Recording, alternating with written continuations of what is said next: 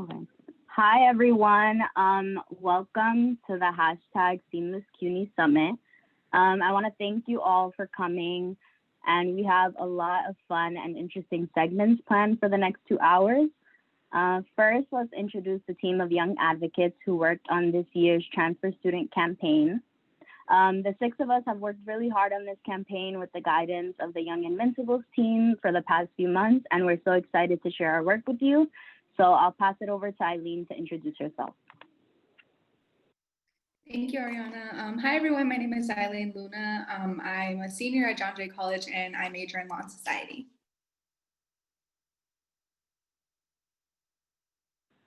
Hi, everyone. My name is Ariana. I am a sophomore at Barnard College, majoring in Education Studies. Hi, everyone. My name is Dejanae. I'm a junior at University of Buffalo, majoring in Psychology and Criminology. Hello, everyone. My name is Diana Valenzuela. I attend Bronx Community College, and I am majoring in political science.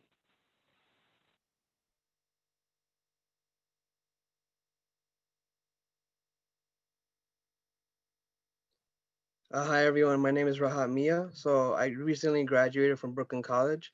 I double majored in consumer organizational behavior and as well as finance.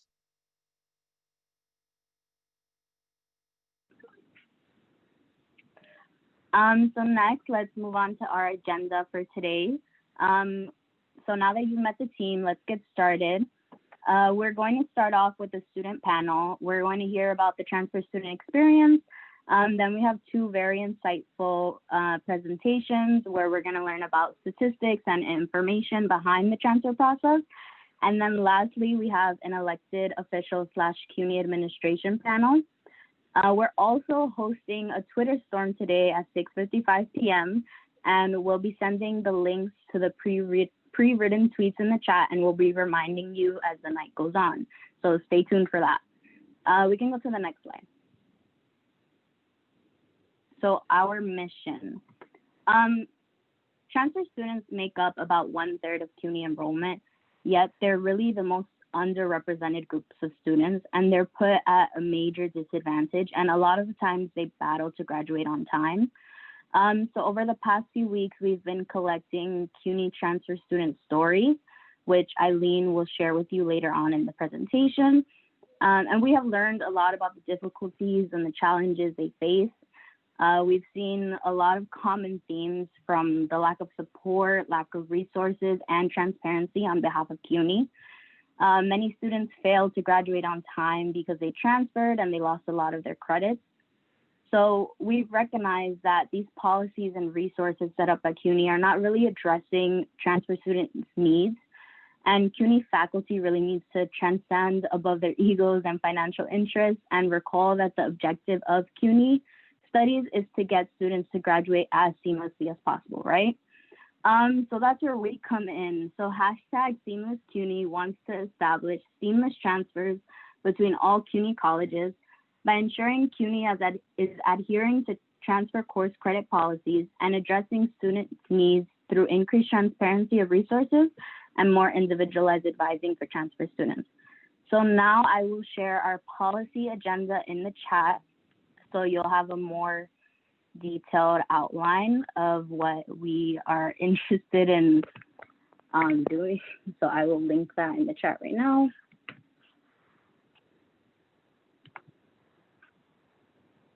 Okay. Okay, so just to give you all like an overall view of our policy agenda, we're really focused on holding CUNY accountable for the policies and the resources available to transfer students. We really want to certify that all CUNY credits are guaranteed to transfer. We want to expand upon the resources and increase transparency for transfer students. And then we also want to allow for transfer student engagement, resources, and support. So you guys can all take a look at that. Okay, and then we can go to the next slide. Okay, so before we move on to the student panel, let's do like a quick activity. So can you all log on to slido.com and enter code B616?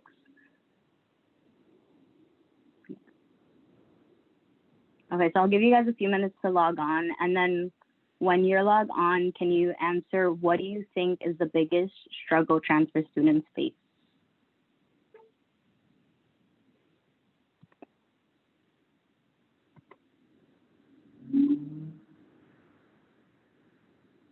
Okay.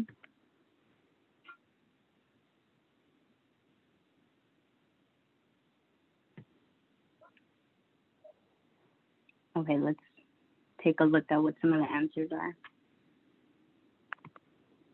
Yes, definitely not enough counselors. Anyone else, you guys can just put as many answers as you want. You can put 1 word, 2 words.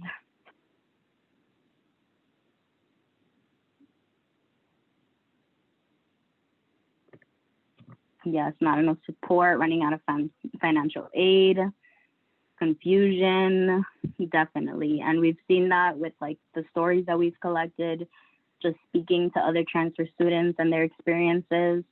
Yeah, definitely loneliness, that lack of support. Okay.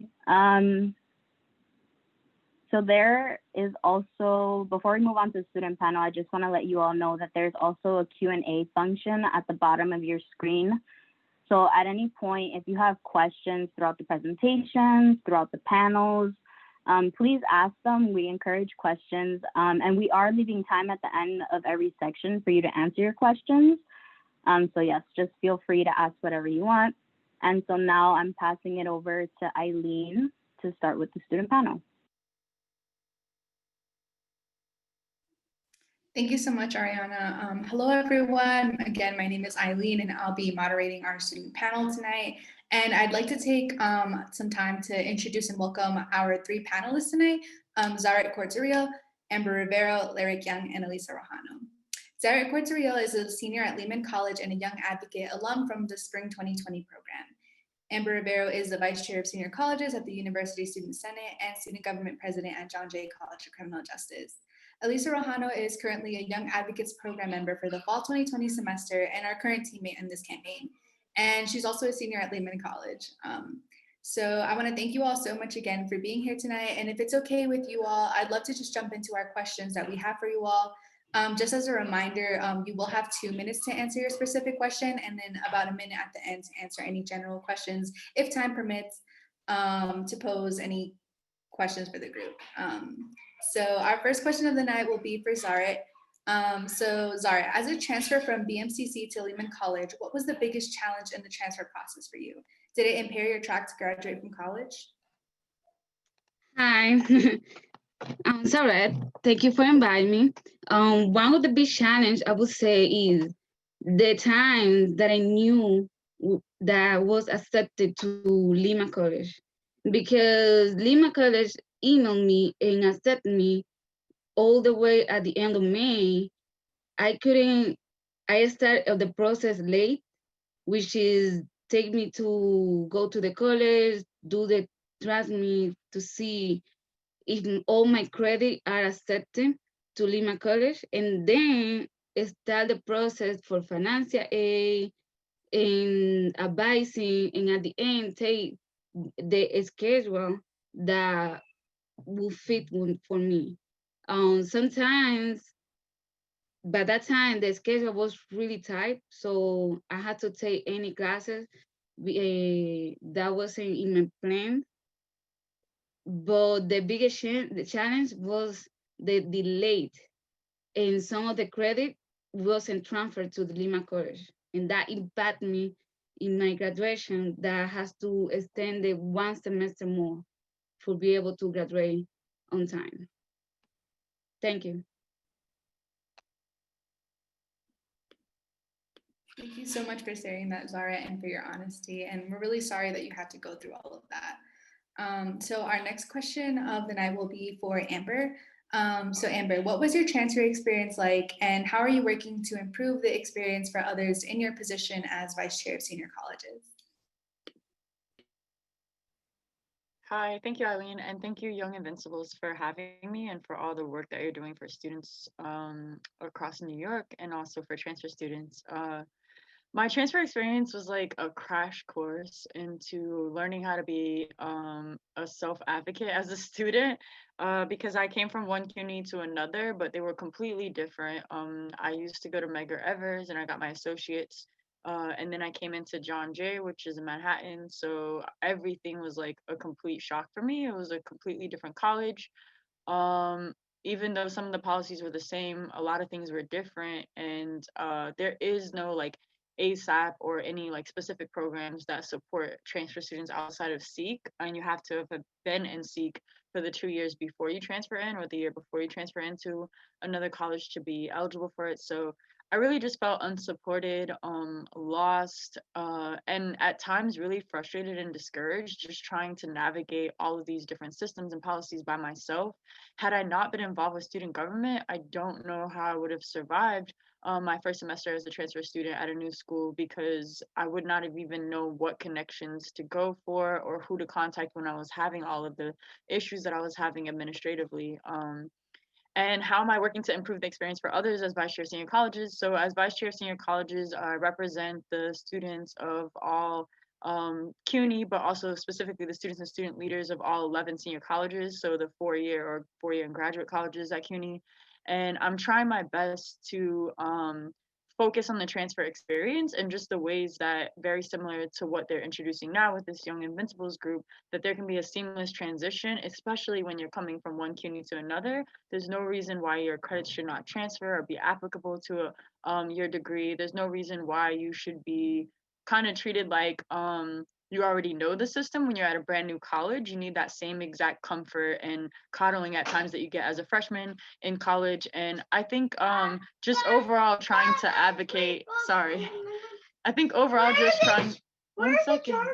Sorry, just trying to advocate on behalf of the transfer student experience and share all the ways that we need more resources, more advisement, and just a better experience before we graduate, so that we don't fall through the cracks and get lost in our senior experience. Thank you.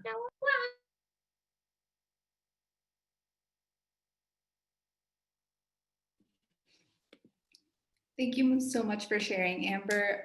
So I'm just going to throw out a couple of questions out there for you and Zaret. Anyone can take it if you'd like. So the first question I'm going to pose to you guys as a group is, in what ways could your college have supported you better as a transfer student?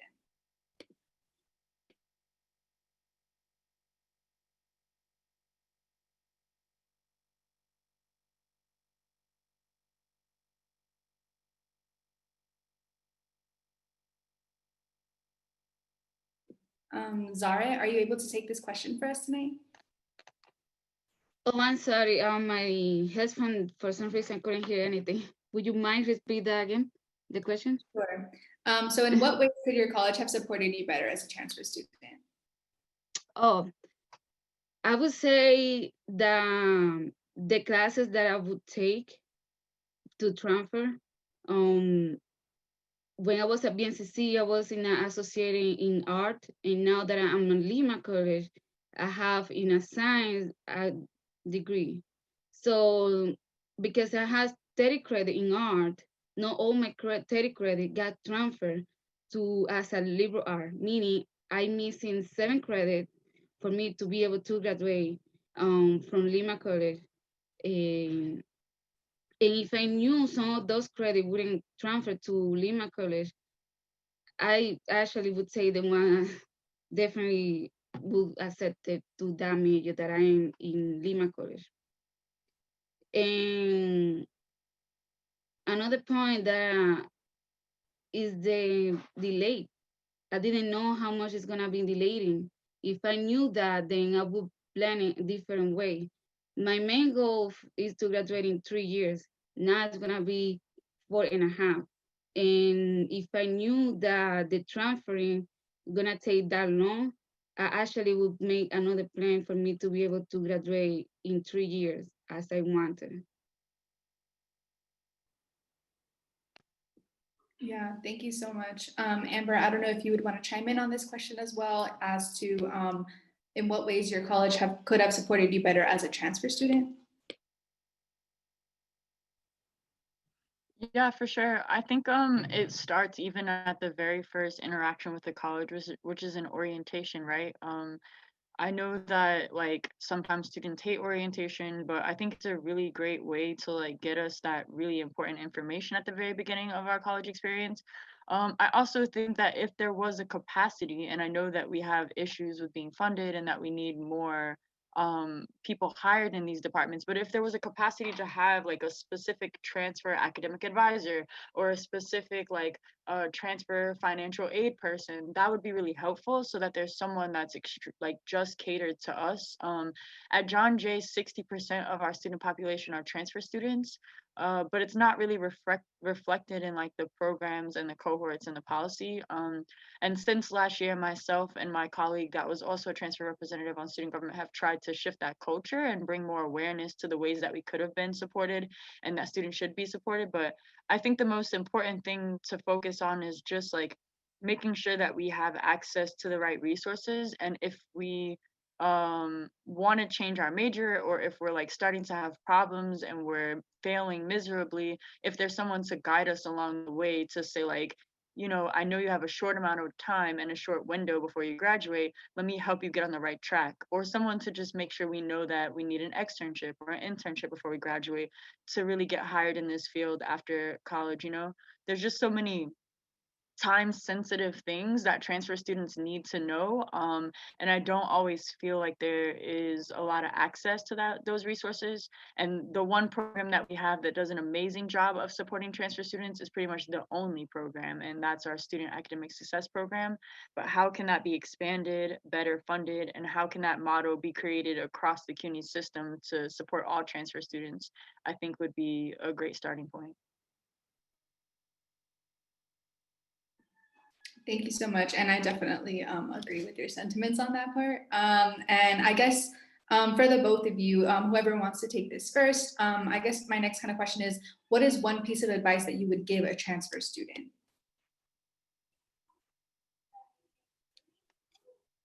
Hi.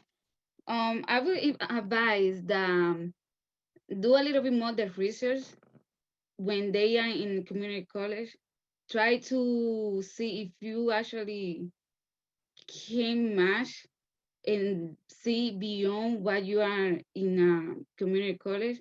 Meaning that, let's say, if you're doing business administration in a BNCC and you want to transfer to another college doing accounting on something else, then try to match exactly the credits that you want to take as a liberal art, based on my experience, and then see if those credits actually can be accepted to that senior college that you are planning to go. Try to do it not only for one senior college, also do it for at least three. In that way, when you are in the point that you already are transferring, you actually don't lose time and you can graduate on time. Thank you.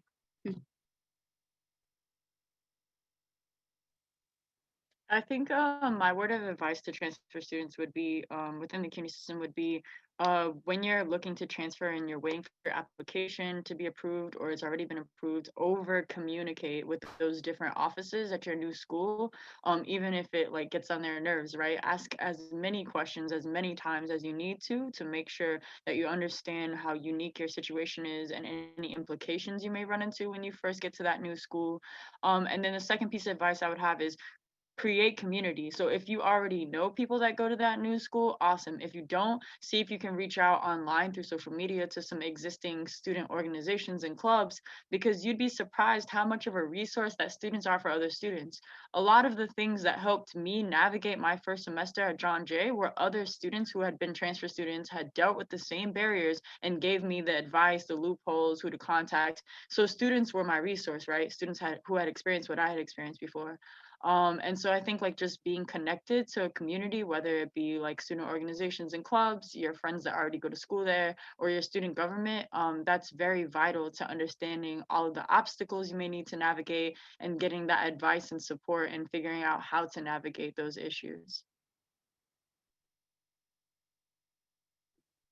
Thank you so much to the both of you. And I really love the passion here tonight. Like it's just really getting to me. But yeah, I guess my next question would be as well for both of you. We are actually going to have a few legislators on the call later tonight when everyone sticks around. But my question is there anything that you would like to say to the legislators and CUNY leaders that will be present here today to support the transfer experience?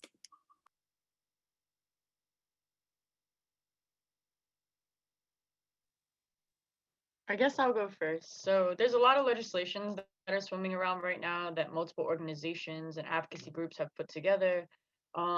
Considering what's outlined in those legislations and how it could directly impact the experience for transfer students is a start as far as how to support with legislation. I also think a free and fully funded CUNY would help a lot of our issues because we wouldn't have to worry about whether there's enough money to support mental health services or academic advisement or hire the actual, amount of advisors for student to advisor ratio that we really need to have a good experience at CUNY if it was free and fully funded. So there's another legislation or legislative action that could be put towards a better transfer experience. And as far as administrators, I think just being more intentional, like John Jay has been over the last year and a half, 2 years, about consulting with your transfer student population, doing surveys and assessments about exactly what risk and barriers transfer students are facing at your school, and just finding out ways that they can be better supported, and also if it's possible just leveraging your network professionally and finding any grants or fundraising that can be given specifically to transfer programs, and maybe just also identifying intersectionality at your CUNY school. So our Immigrant Student Success Center has a majority of transfer students as well, right? Because a lot of the students go to community colleges first for various reasons. Our Veterans and Military Services Department has a ton of transfer students as well, because some of them are coming in with military credits, right? So maybe just identifying too what programs already exist that transfer students are a part of, and figure out specific ways to support transfer students through those existing programs. But I think a free and fully funded CUNY would be the first start, and then just supporting the different legislations like New Deal for CUNY, the one that Scott Stringer just proposed about the community colleges, is a start as far as legislation is concerned. All right, so next. I would say that they should support more ASAP, because as a part of ASAP, I see that I succeed, even though the delay of my transfer was a little bit late. But ASA helped me a lot to identify exactly when I was accepted, because my advisor was the one that actually helped me to know what was the email, and also to identify that was in CUNY. I would say also they should support upgrade in the platform, as I say, degree work, CUNY first, to make it a little bit more friendly user, because if they make those platforms in a way that a student can actually do it by themselves, they find the information that they need from the community college to a senior college, then that will be easier for them to transfer and graduate on time. And as I say, I would say and stressing saying that ASA suppose should be a little bit more funded, because I can imagine some student that is outside that program that trying to graduate on time, and they can, because some of the general advisor that the school has so many students that they doesn't have the same support that one of the ASA advisor giving the attention to each student individually. And if they can expand it to senior college, not only for community college, that would be great, because I believe in all the steps that ASA take for students to see in graduating on time. Thank you. Thank you so much, Lorette. I don't know if you would mind just telling the audience a little bit more about what ASAP is. I know that some folks might not be familiar, so if you would just like elaborate a little bit on that. Sure. ASA program is a program that is a focus on helping a student to graduate on time. Let's say 2 years or maybe less. They help a student to make a plan, and also with part of the tuition, metro card, and they have actually a specific advisor that you has to see it every month to see how you go and track and motivate you to keep doing every single month for you to see in your classes. Not only the metro card, they also help you with the books as well. The best thing that I would say also is like when you have your specific advisor, they actually going through to all the classes that you have, and they also being be being over there, even though you have down on open when you have a difficult time, maybe outside the school, because it's when you were in school, you not only had the stress from class and tests, you also had outside life. So they actually supporting you mentally and also academically. Something that I've been seeing is the financial aid that they help, they actually help you to the process from the financial aid for you to apply on time and have the most for your financial aid. Thank you, Eileen. Thank you so much. And I also just wanted to backtrack a little bit. Amber, I know that you mentioned the New Deal for CUNY and stringers legislation. I know that not everyone is familiar with those either, so I don't know if you would mind just expanding a little bit on that as well.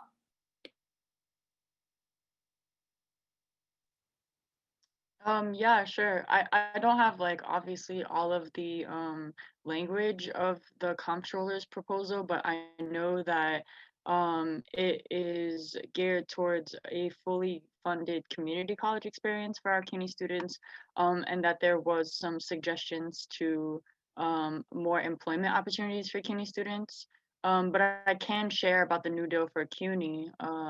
So the New Deal for CUNY asks for CUNY to be free for in-state graduates, hiring of more mental health counselors and academic advisors, and a plan to change the ratio over like the next 5 years. So currently the ratio can be anywhere from like 1 to 600 students, maybe even more than that. I think at our campus at John Jay, it's one advisor to 750 students.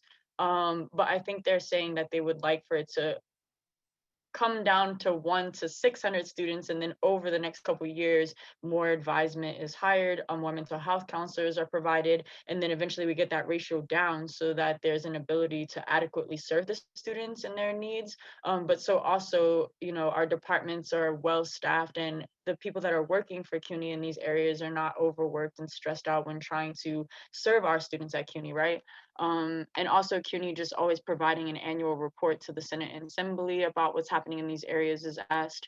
An increase in the ratio of full-time faculty to students, professionalizing adjunct compensation, and then a few other things I think it includes as well. And I think that these conversations keep coming up over the last couple of years, but especially now when we're in a pandemic and we see just how much more difficult it is to reach advisement or to get access to mental health services on campus in a virtual setting, that these conversations are even more urgent for us to bring to the table when we're sitting in these town halls and roundtables and having these type of panels, right?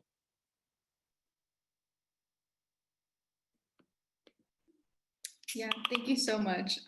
So my next question for you all is, what supports, if any, were available to you when you transferred? Were they widely advertised, or did you have to seek them out yourself?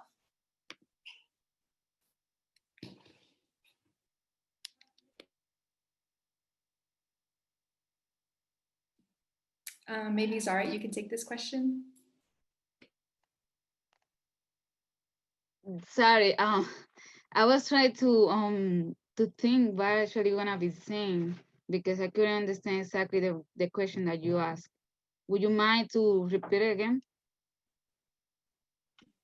Yes, of course. So what supports, if any, were available to you when you transferred? Were they widely advertised or did you have to seek them out yourself? Actually, my advisor was the one that was telling me to do it. And when I chose to Lima, then I actually accepted because I had the opportunity to be in an ACE program that is similar to the ASAP.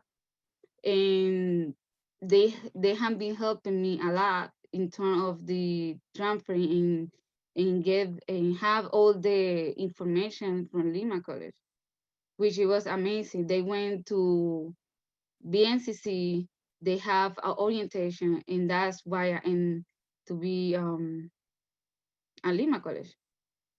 If I understood the question.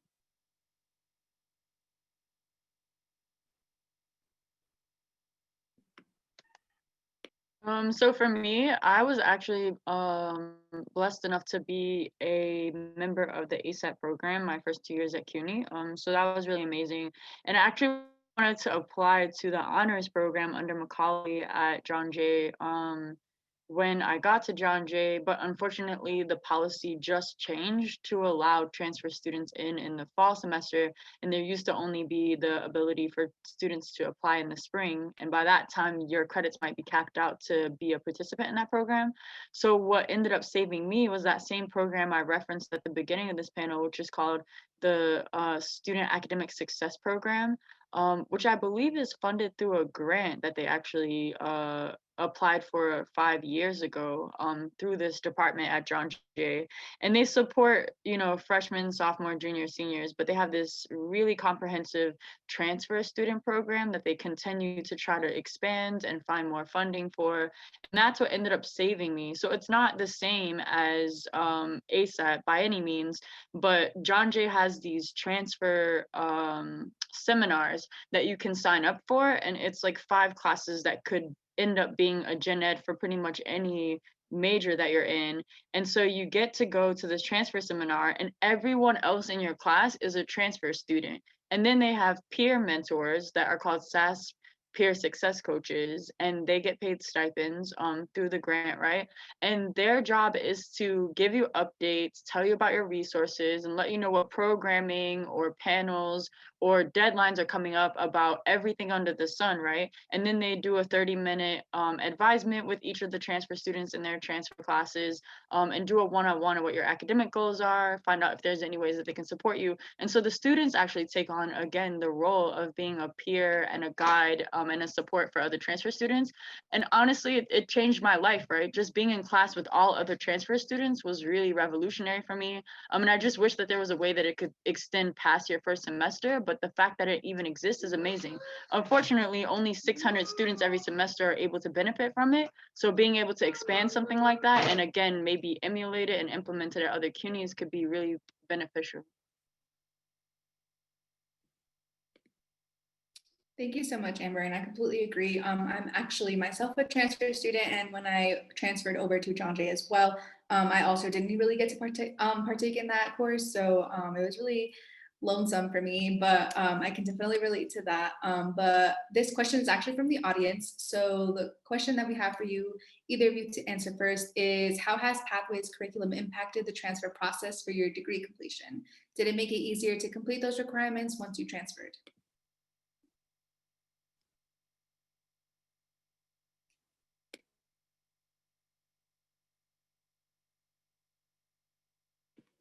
I guess I'll go first. So I don't know that I directly benefited from the Pathways program that's implemented. Because when I got to John Jay, I had 63 credits and I had already obtained my associates in public administration, but I no longer wanted to do public administration, which is part of why I transferred out of my previous school, because I wanted to try something different. I wanted to go to a new college. And so at least 9 of my credits were not being necessarily accepted at John Jay because they were saying that there was no equivalent. So I ended up having to kind of like go into CUNY first, fetch equivalent courses, advocate for myself and say that something like what I had previously gained, you know, credits in existed. And then it was accepted and then I was considered a junior again. But when I first got to John Jay, that was definitely one of like the barriers that I experienced because a few of my classes were not necessarily transferring over to what John Jay offered in curriculum. And so I wasn't even being considered a junior and couldn't register for junior classes.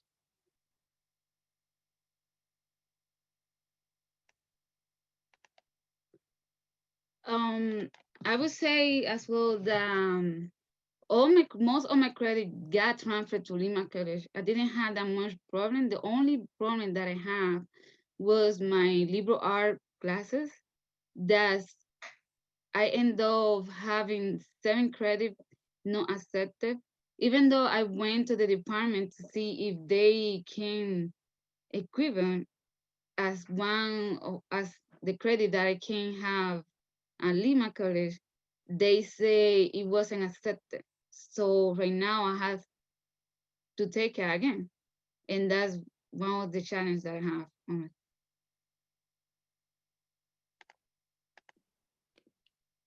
Thank you so much to the both of you for sharing that. It was really, really great. And I think this just about wraps up our student panel. So once again, I just want to thank both of our panelists tonight, Amber Rivero and Zaret, for once again taking time out of your evening to share your experience with everyone present. By sharing your story, you have allowed more people to understand the challenges that students face in order to improve the system. And we thank you so much again. I hope you have all enjoyed our student-led discussion tonight, and I will now pass it on to my teammate Dejane, who will introduce us to the next portion of our agenda. Thank you. Hi, thank you, Eileen. Hi, everyone. My name is Dejane. I hope you guys are enjoying our summit so far. For the next portion of our summit, we're going to hear from the Research Alliance for New York City Schools, who will share data on CUNY transfers. We're excited. We're excited to have Gillard, the research analyst who holds a master's degree in education policy from University of Pennsylvania, and Lisa Merrill holds a doctorate in education policy also from University of Pennsylvania. So I want to thank them again for agreeing to share their research with us today. Before we get started, I want to show you guys how to ask questions. You'll see a Q&A section on the bottom of the screen. You just type in your questions in there, and at the end of their presentation, we'll take a couple of questions. So now I'll hand it off to Reggie and Lisa. Thanks, Dejane, and thank you, Young Invincibles, for hosting us. Good afternoon, everybody. Thank you all for coming and taking the time to listen to us this evening as we talk about how transfer can be used as a lever for equity. I'm Reggie Gilliard. Like Dejane said, I'm a research analyst with the Research Alliance for New York City Schools. I'm here with my colleague, Lisa Merrill, who's a research associate. Tonight, we're going to talk to you a little bit about how we're thinking about transfer as a lever for equity. We're going to talk about our partnership with Degrees NYC and the motivation for the work that we're doing. We're going to talk about the fact that a large number of students transfer, and specifically a large number of students are transferring from 2 to 4 year institutions. And we're going to see how using this 2 to 4 year pipeline is a way to promote equity in BA attainment later on. So Lisa's going to talk a little bit about the partnership and motivation. Oh, next slide, excuse me. Next slide, thank you. All right, thanks, good evening. So the Research Alliance is a place-based research organization, so we only study New York City. So all the data you'll see is just from New York City. And we partnered with Degrees NYC, who is a collective impact organization, and they talk to young people, educators, policymakers about what is important for students to succeed in college, and strengthening the transfer pipeline was really important. So they enlisted our help to really try and understand from a systems level what's going on with transfer in New York City. Okay, go to the next slide. And thank you. So what you're seeing right now is a graph that sort of zooms out on New York City's school system as a whole. It's showing in that purple line up top, high school graduation for 4-year on-time high school graduation increasing steadily from about 56% to 80% from 2004 to 2018. And that teal and orange line beneath that are showing college enrollment and college persistence of 2 or more years, respectively. We see that those are also increasing, which is what we want to see, but that they're increasing at a slower rate than that purple line up top. At the bottom, the red line that spans about 2007 to 2012 is college degree attainment, and that's BA and AA attainment, and that's essentially flat. And that means that attainment for New York City students actually earning a degree is remaining pretty stagnant. And that's important because BA degrees we know raise lifetime earnings, and we know that they raise the lifetime health outcomes of individuals, but still only about 37% of adults 25 and older in New York City are holding a BA currently. Next slide, please. And so we see transfer as a means of raising percentage of adults in New York City who are holding a BA. And we think that strengthening the 2 to 4 year transfer pipeline in particular is one way to do that. We think that this is the policy lever, or one policy lever to push on, because there are some significant barriers to entry directly into a 4-year institution. Some are financial, some academic, some time related, where students need to work or do other things in their time. And then there are also just large and deep inequities in college enrollment that we know exist by gender, by income for students from less resourced neighborhoods, by race and ethnicity for Latinx and Black students.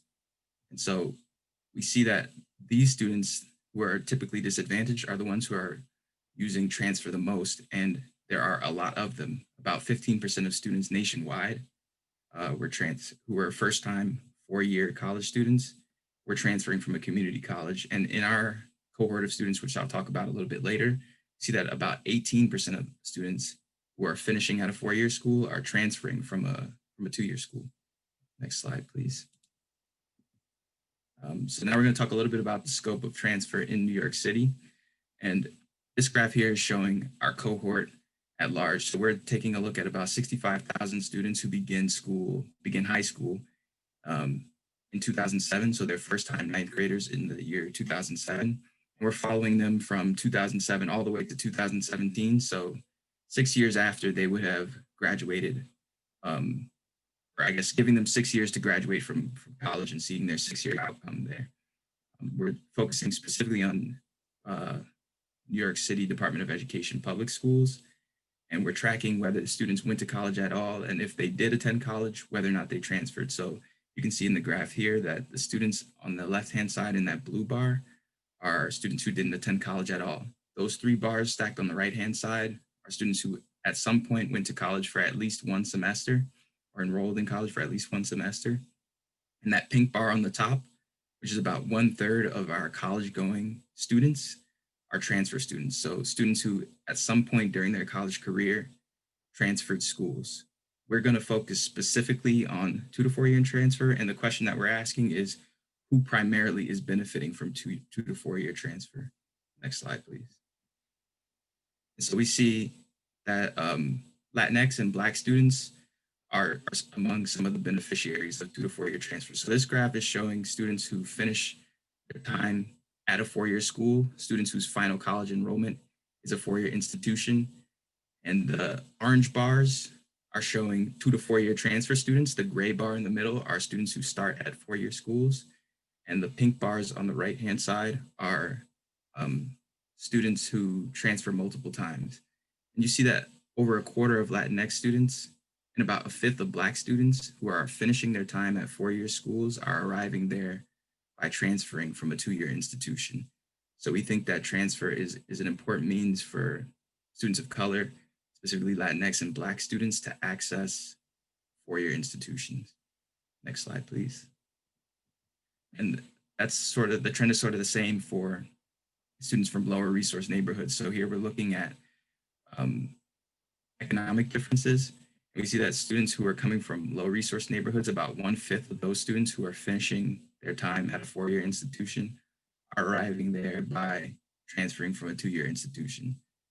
So already, before even really digging into any deeper research questions or deeper questions about transfer, we're seeing that there are lots of transfer students in New York City, that this is a pipeline that's helping students who may otherwise not have access to four-year institutions to arrive there. And so we think that these early results are already reason to think about strengthening the transfer system. Next slide. Now we want to talk a little bit about transfer as a means for promoting equity. So this graph is showing students in two different buckets here. First, on the far left are students who are attending two-year schools and only ever attending two-year schools, so they're never transferring. They only go to two-year schools. And on the right-hand side here are students who are only ever attending four-year schools, so they only attend four-year schools. And then the colors are representing different race ethnicities. So the burgundy or purple here is Asian, the bluish or grayish color is Latinx, the orange is Black, and the teal color on the far right there on each of the charts is our white students. What the important takeaway from this graph is that the distribution of race ethnicities in these two-year only and four-year only groups is not representative of the city at large, or at least of the NYC DOE population at large. Among four-year only schools in particular, the percentage of students who are Latinx and Black is lower than it should be, given the percentage of NYC DOE public school students who are Latinx and Black, and the percentage of white and Asian students who are going to four-year schools and never transferring is higher than the percentage of them that are in the population, or our sample at least as a whole. Next slide, please. And so this graph is the same, but now we've added 2 to 4 year transfer students on the far right here. And we're seeing that the proportions of students from each race ethnicity much more closely mirror what they are in the city as a whole.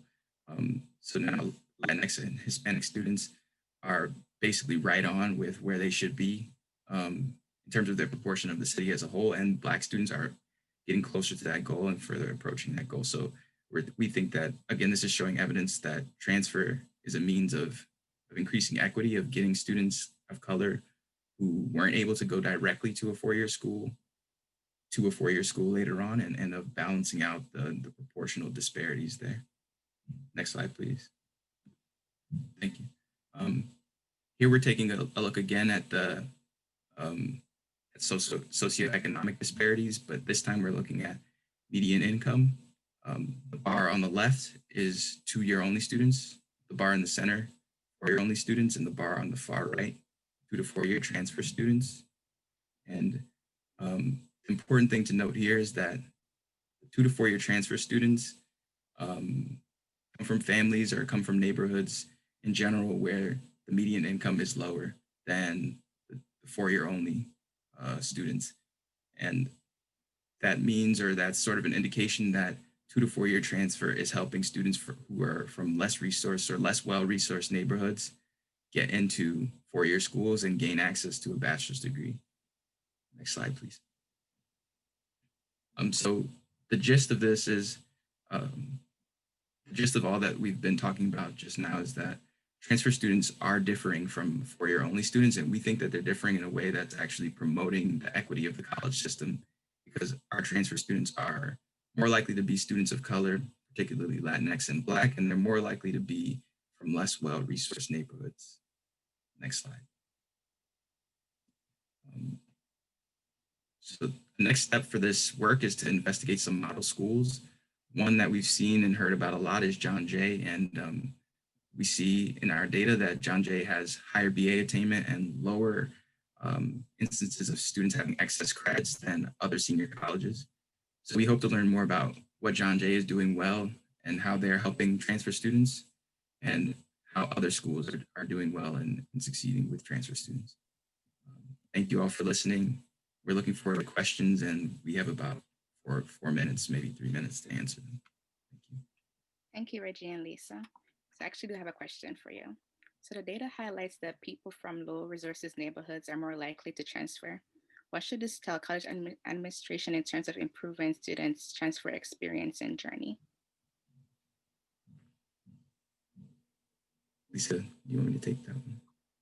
I don't know. And I think that's why we partner with people like young groups like Young Invincibles, to really provide some insight into what policies need to be enacted based on this data. I think obviously there needs to be special attention paid to students that are coming from lower resource neighborhoods to help them make sure they're successful. And what specific policies those are, I don't know. But I'm hoping you guys in your policy agenda do know, and putting those pieces together can be really powerful. Okay, thank you. I have one more question. So did you also collect data on the amount of high school graduates in NYC who choose to go to CUNY or SUNY schools?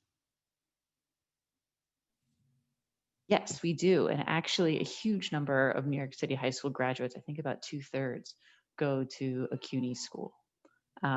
So there's really a strong pipeline between the two systems, and makes sense that they're already pretty connected, but that they're even more connected than they already are. Okay, thank you. And what are what do you think are the initial steps for achieving equity in the college process, process or completion? So many. And I think some that you guys mentioned, the New Deal for CUNY and expanding the ASAP programs are two really great first steps. But I think there's just a huge amount of work that needs to be done on the high school and college side in terms of supports and resources to make equity in college access and completion a reality. Once again, thank you, Reggie and Lisa, for sharing this important information with us, especially as we try to understand how to improve the transfer process across CUNY. So thank you again for joining us. Thanks for great questions, Renee. And now I'll pass it off to Rahad, who would introduce our next guest. Hi everyone, it's Rahat. So after learning about the demographic makeup of transfer students, we'll now be followed by Dr. Bartholomew Grachan, who will present on why transfer matters. Next slide. So currently, Dr. Bartholomew is the Associate Dean for Student Affairs, who oversees enrollment management at LaGuardia Community College. He arrived at LaGuardia in early 2015 to be the Director of Transfer Services and has subsequently served as the Associate Dean for Progress and Completion, which he was overseeing academic, career, special programs, and as well as transfer advising. So prior to arriving at LaGuardia, he spent most of his career in enrollment management and student affairs at four-year colleges, which his primarily focus was on transfer student and issues. So now he will present on his research on why transfer matters. And if you have any questions, please use the Q&A feature on the bottom of your screen.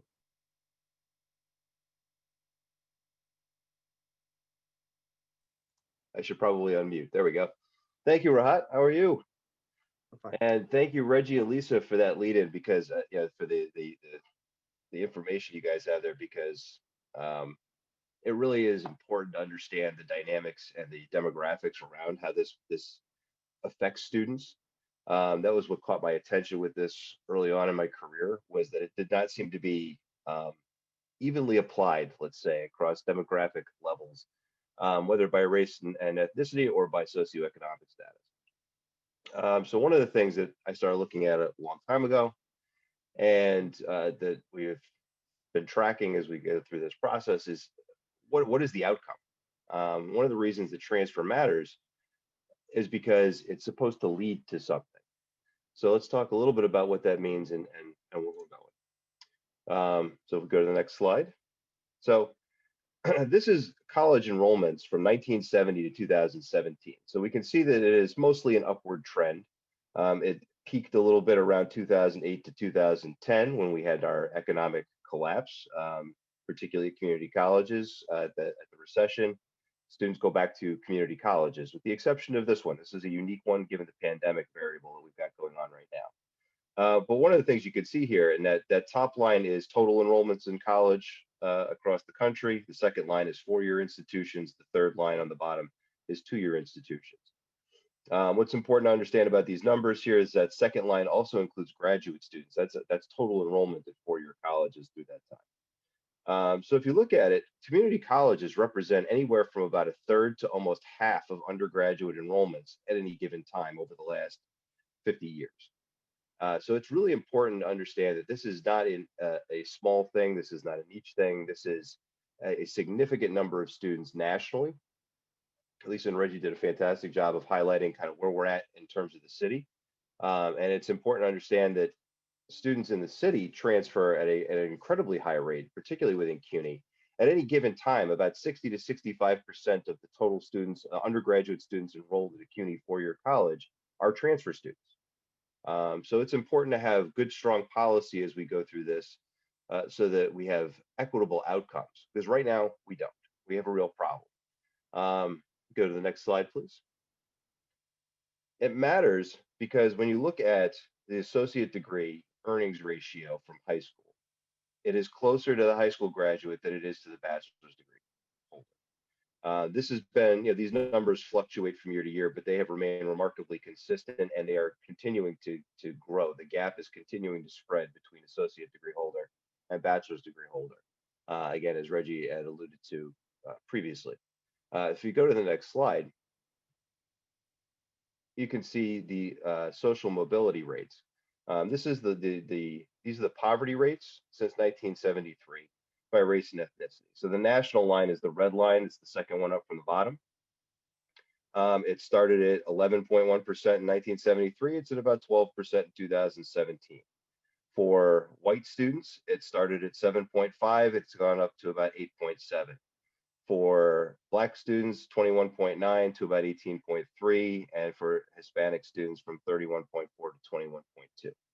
So while there has definitely been change in these things, and part of that is how they count the metrics, to me, the thing that has always stood out about this particular chart is that the gaps have remained. The gaps have remained and the gaps have remained consistent. And if you think back to the first slide, increase the number of students going to college by more than double in every category.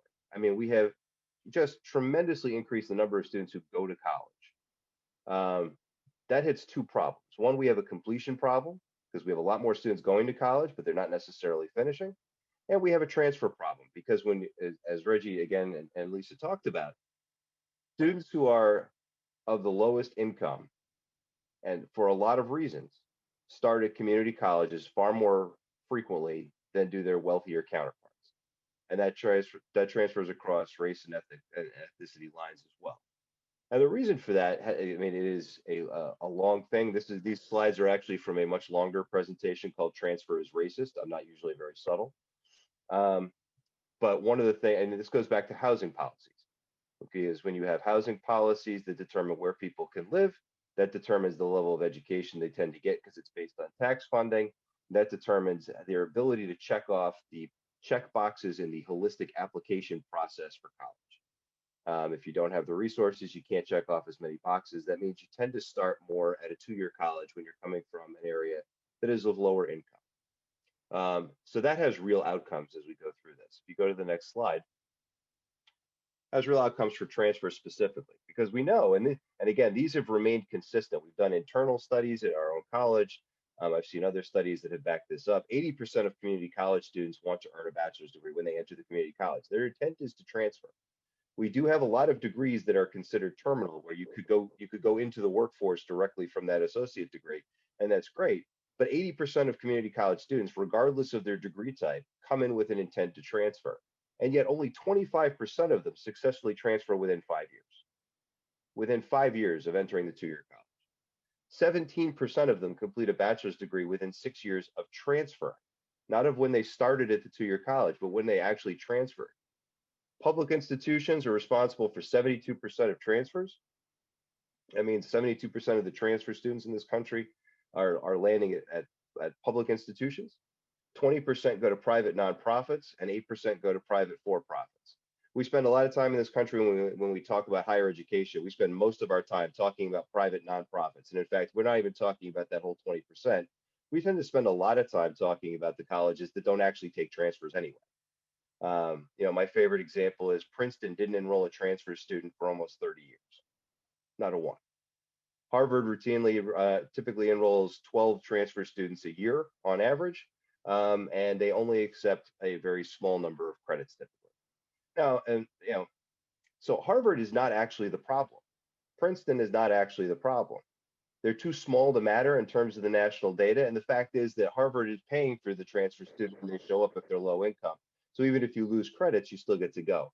Where the problem really emerges is in that 72% of public institutions that are taking the public institutions that are taking 72% of all those transfer students and have bad policies that directly affect the ability of students to transfer their credits to complete their degree in a timely fashion. Fewer than 60% of students transfer most of their credits, more than 50%. 15% of students transfer almost none of their credits. Students with almost all credits graduated 2.5 times the rate of those transferring in fewer than half.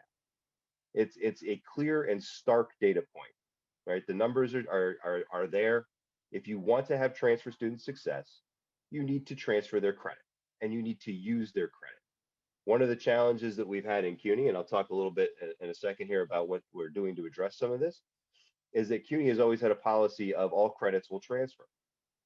The question is not whether the credit will transfer to the college. The question is whether the credit will be used towards the degree in question. If you transfer in a 60 credit degree and 50 of those credits become elective, you're not graduating any faster. It's not helping you. Nobody's got 50 credits of elective space in their degree. So a lot of this comes down to individual institutions and programmatic policy decisions about how those credits will be used. That's the critical element. Next slide, please. So CUNY has really put a lot of weight and effort into this thing in the last few years for sure. And by few years, I mean starting with Pathways back in 2012 and the work that went into that particular thing. And for those of you not familiar, Pathways is primarily focused on the general education components of the degrees.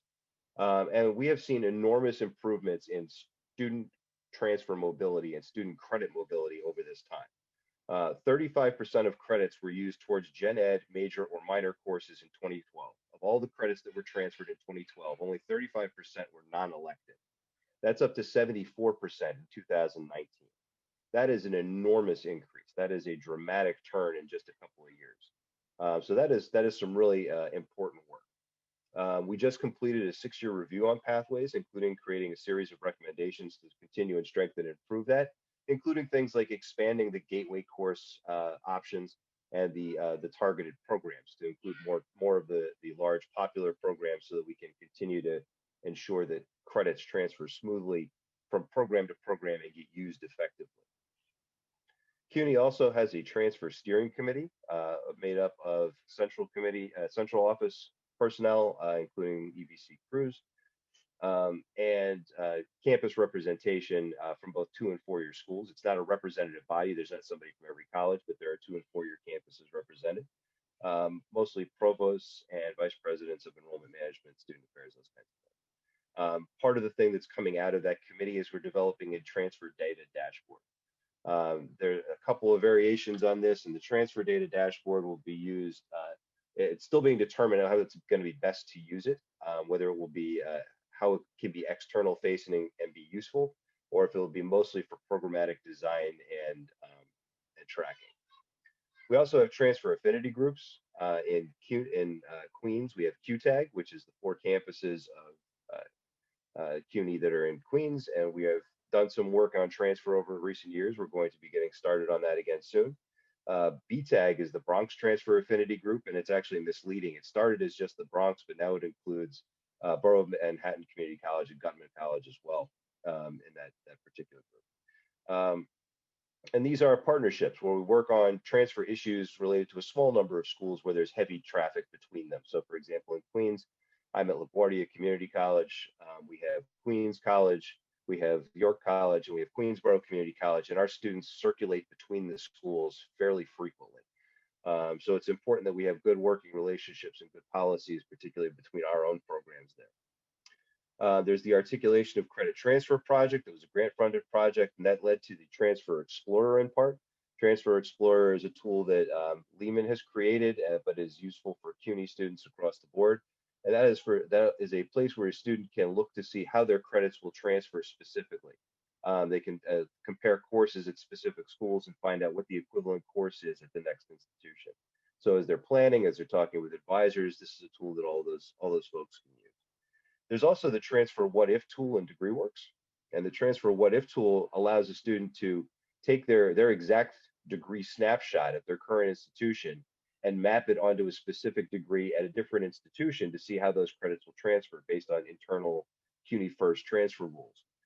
That's also become an incredibly useful tool for students in terms of planning and understanding what their next steps are. And there are also two major grant-funded research projects happening at the university right now that are again going to provide significant data over the next several years as that information comes together.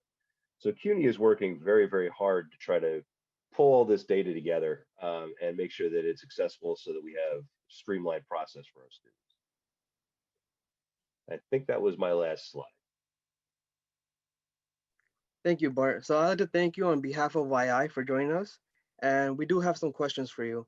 So the first question would be, what specific things have you done to ease the transition process for students as the Dean of Enrollment Management and also previously being a Director of Transfer Services? What really, what would really constitute a good transfer process for students? Well, it's interesting because a large chunk of my career was on the 4-year side of things. So I did things differently on that end that I do now on the 2-year side of things. So when I was on the 4-year side of things, a lot of the work that I did had to do with making sure students got accurate credit evaluations prior to them having to decide whether they wanted to come to my institution or not. So I worked at a couple of different 4-year colleges, and in that time we instituted policies and procedures so that a student who was interested in our college could get a credit evaluation, and they didn't have to wait until they were admitted to get that information, so that they had that so that they could make their decision about us. It also helped them in terms of planning. I would actually literally sit and help students pick classes at the next institute at their current institution so that it would transfer smoothly into our institution when they were ready. On the 2-year side, excuse me, we've done a lot. One of the things that we did just a couple of years ago, we as a college, we were behind in terms of our transfer credit rules on CUNY first.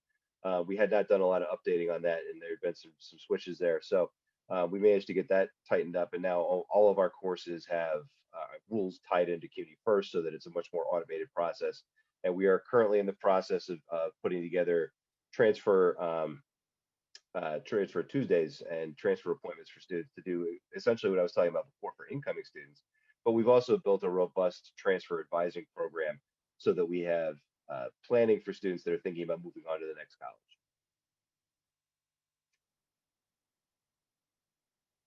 Thank you for those answers. So now I would like to pass it on to Diana of Venezuela, who will be moderating the administrative and legislative panel. Thank you, Rahat. Good evening, everyone. My name is Diana Valenzuela. Thank you for joining us today. We've heard from our students and researchers so far, and it is now my pleasure to introduce our esteemed panelists for our next panel. Please join me in welcoming New York State City Council member Inez Barron, who is also chair of the Council's Committee on Higher Education, Dr. Dara Byrne, Associate Provost for Undergraduate Retention at John Jay College of Criminal Justice and Dean of Undergraduate Studies. She is also a member of CUNY's Transfer Steering Committee that is working to improve the transfer process across institutions. New York State Assembly member Harvey Epstein represents District 74, the east side of Manhattan, which stretches from the Lower East Side up to Tudor City. Assemblymember Epstein is a member of the Assembly's Committee on Higher Education as well. And we also have New York State Senator Robert Jackson, who represents the 31st Senate District, west side of Manhattan, from Hell's Kitchen up to Inwood. Senator Jackson is a member of the Senate Committee on Higher Education. Thank you all for joining us today. We are happy that you are able to provide insight on what we are doing to help transfer students to persist through their college career. I'll go ahead and ask each of you a question, and then we'll open it up to questions from the audience from the entire panel. A reminder to the audience to drop questions into the Q&A at the bottom of the screen, and we'll be picking questions from what you have shared. You'll have about 4 minutes each to answer the questions. So let's go ahead and get started. Next slide, please. So Councilmember Barron, how is the city currently supporting the transfer process at CUNY? And what can the council do in the next legislative session to make sure all transfer students earn their degree? First of all, I want to thank CUNY Rising, the Young Invincibles, and all of those who are responsible for having this panel presentation. And I'm so encouraged to see that there's such a large number of participants who are part of this. I did have an opportunity last night to also briefly view what was going on in the first day of this summit, and pleased to know that there's even going to be a third day where we're having this opportunity to do outreach. As a member of the New York City Council and with the distinction and the responsibility of being the chair of the Committee on Higher Education, we're very much concerned about all of CUNY's functionings. The previous panelists, Dr. Dean Bart Gracom, I don't know if I pronounced his name correctly, offered some very, very interesting statistics, and I'm glad that he did that. He talked about doubling the number of students who were able to successfully transfer from 2012 to 2019, doubling the number of students. So at the New York City Council, we have oversight for the operation of CUNY. And what we traditionally do is we have panels and we have hearings where we invite the experts and we invite students as well to come and to share what their experiences have been and what the research has shown. So we have that oversight responsibility. And at the time that Pathways was initiated, there was a lot of back and forth about whether or not it should be constructed in the way that it was. There was concern that the courses that were 4 credit science courses with extensive lab not be so-called dumbed down or brought down to a lower standard. And there was a lot of back and forth, and there was a lot of questioning. So we're concerned to make sure that, as has been reported in earlier discussion, that there's not an adverse impact, particularly on Black and Brown students. We understand that many times, as has been stated previously, those economic factors and indeed academic factors prevent students from initially going into 4-year colleges.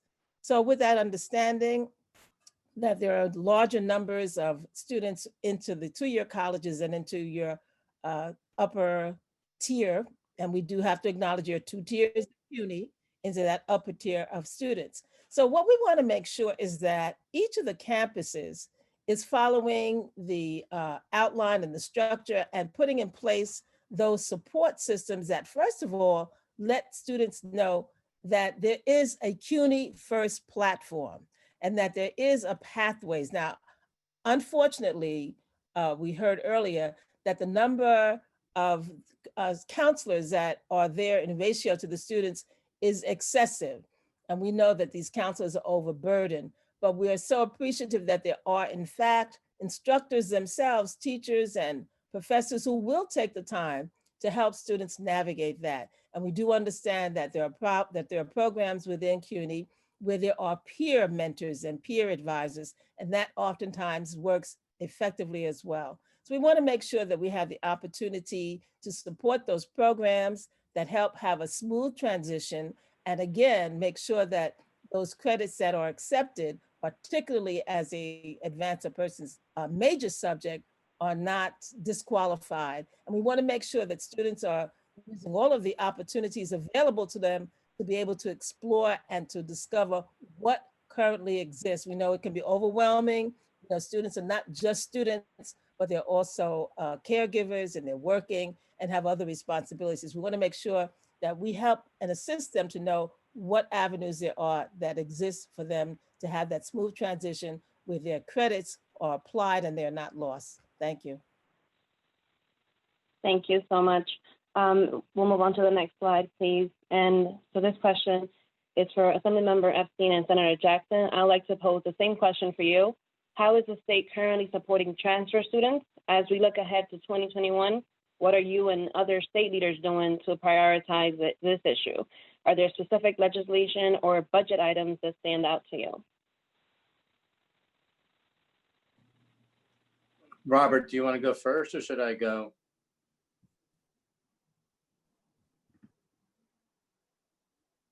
Harvey, it's Bernie Mulligan. Robert is about to join us. If you want to go first, that'd be great. Great, I'm happy to do it.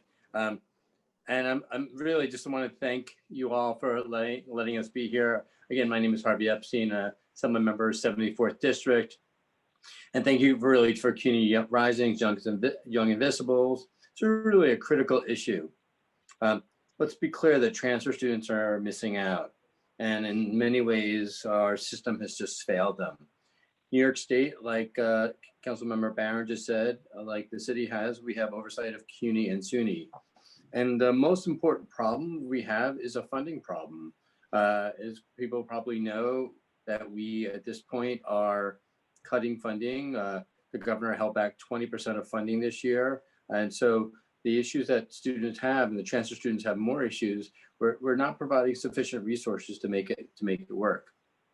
So we really need to be rethinking school. And I know what we've been talking about in Albany is really 3K through 16. Like we need to think about the education process as a whole stream. If like you start at 3K and the support goes through the ages 16th grade.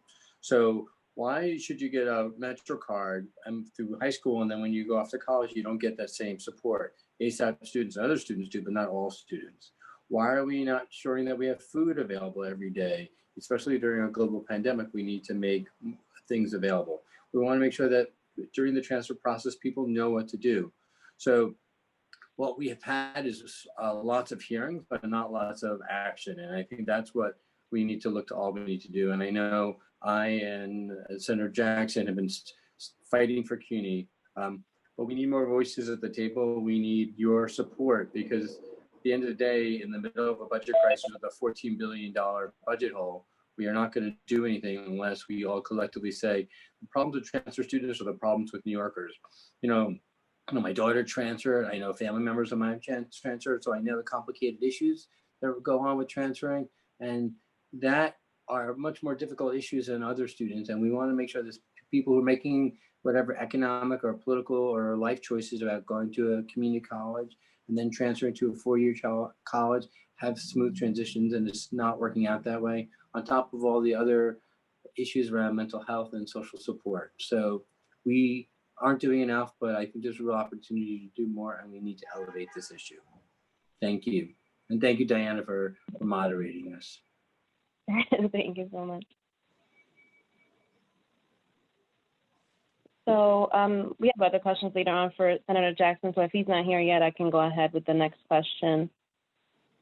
The senator's on. Okay. Hi, so the same question. Harvey, how you doing? Good, Robert. How you doing? Same question. I didn't hear the question. I'm sorry. Yes, sorry about that. So the question is, how is the state currently supporting transfer students? And as we look ahead to 2021, what are you and other state leaders doing to prioritize this issue? Are there specific legislation or budget items that stand out to you? I am shaking my head because what it was last year and this year coming up are day and night. And let's be realistic, the pandemic has negatively impacted everybody and every institution across the country and across the world. So let's please understand that.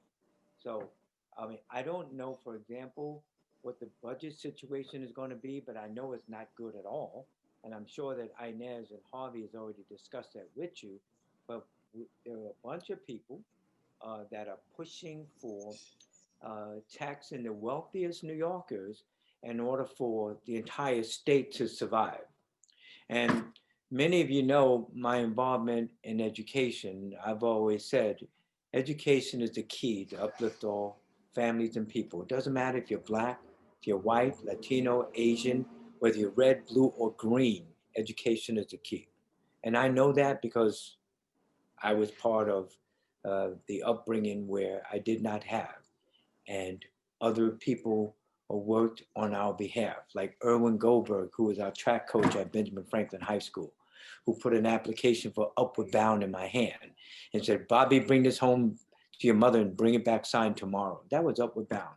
And so what I'm saying to you only is that there's a fight that's going on right now, whether or not we're going to try to pass legislation, we hope we do, before December 31st, that prioritizes what the needs are right now. And Diana and everybody else, let me be quite frank and real with you. The priority is not about transferring from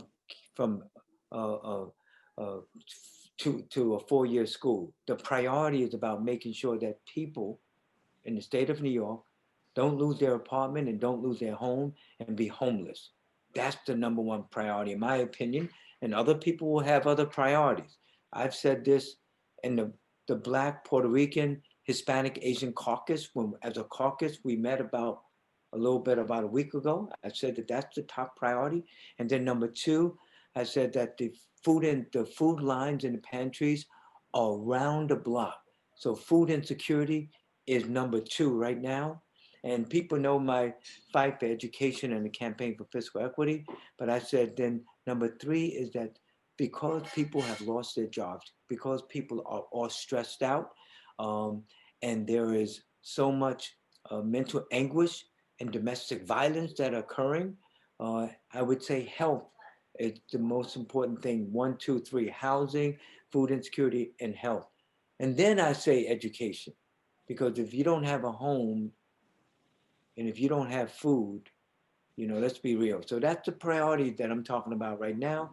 And I think that even in the Senate, we had our retreat yesterday, Monday and Tuesday. And at the end of the retreat, the majority leader, Andrea Stewart-Cousins, said that even in her district, and she represents Yonkers, 1/3 of Yonkers, and she also represents Scarsdale. And what she said is that she does not want to do anything to negatively impact with people who lose their apartment or lose their homes. And so that's the most important thing right now. And obviously, when it comes to a smooth transition from community college to four-year schools, I would love for that to occur. I would do everything I can to fight for money in the budgetary process. And if you don't know, and everybody else who's on the call, I am not only on the Higher Education Committee, I am also on the Education Committee in the Senate and the Department of Education, City of New York Education Committee. So there's 3 committees for education within the Senate, and I'm on all 3. And believe me, I'm not afraid to speak up and fight for what we rightfully deserve. Unfortunately, that has not been the priority of the governor, in my opinion, and has not been the priority of some other people.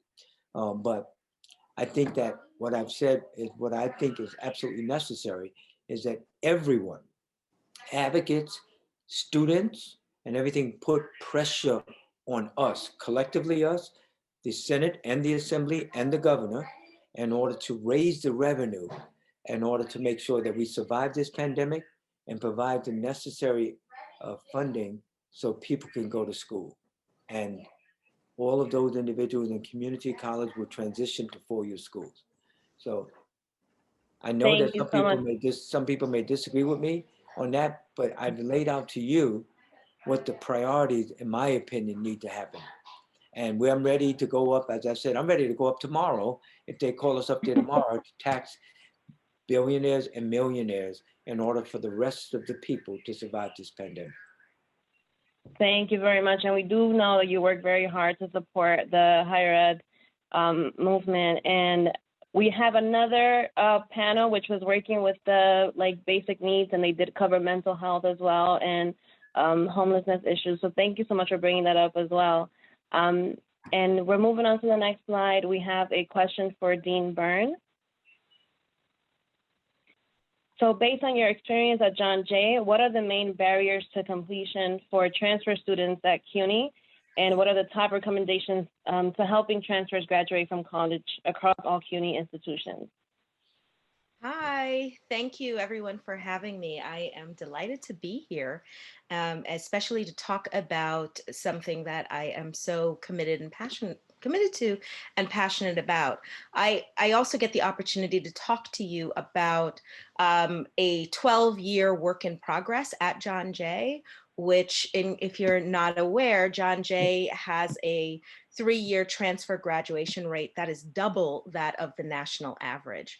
And so when I make these suggestions about top recommendations, I'm doing so based on this 12-year project of really studying it and walking through just ways of what I think is revolutionizing the system that is zero to low cost. Because when you're talking about CUNY, sustainable budgets are the way that you have to go.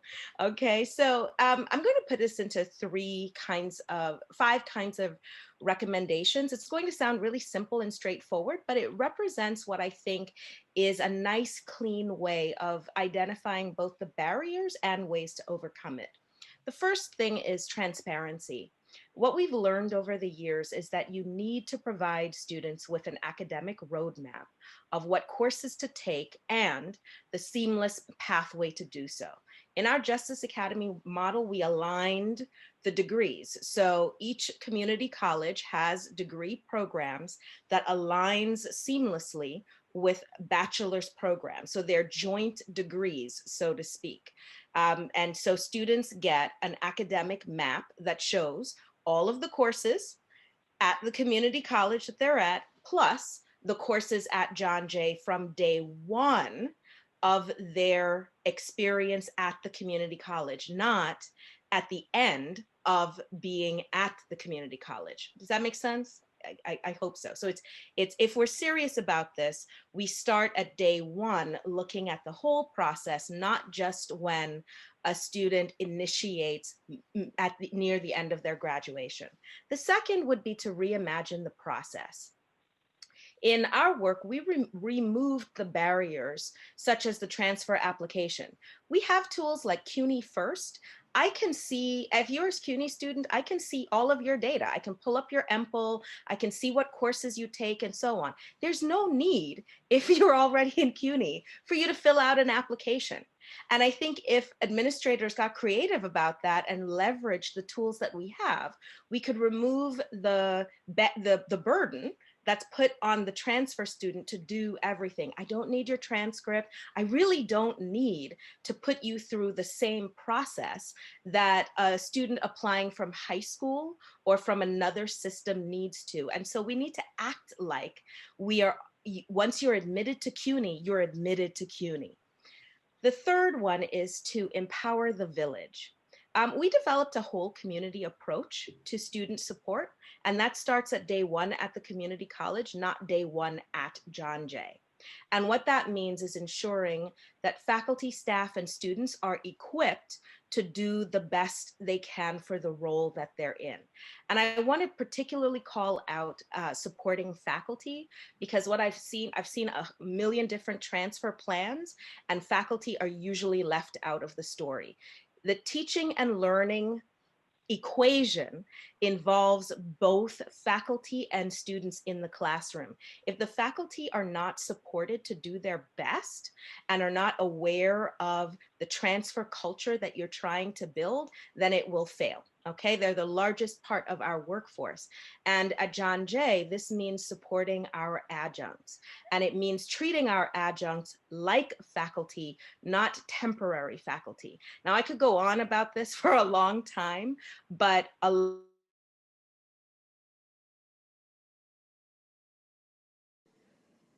students, because if either one of them are not supported, again, it won't work.